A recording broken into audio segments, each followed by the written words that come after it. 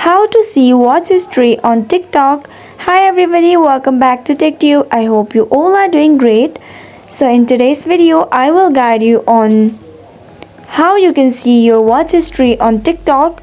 So to get started, first of all, open up your TikTok application and then go ahead to your profile section, which is appear on the bottom right corner. Simply tap on it. Upon tapping that, you'll be appear with your profile section. Now from the right gear, tap on that menu bar and then click on settings and privacy, and here you will be appear with several options. As you can see, there is no option called watch history. The watch history option is not available on TikTok. So what you can do is update your TikTok and then wait for few days to get that feature on your TikTok application. Once it's done, you are good to go. You will be able to see your watch history on TikTok. I hope you found the video to be informative and helpful.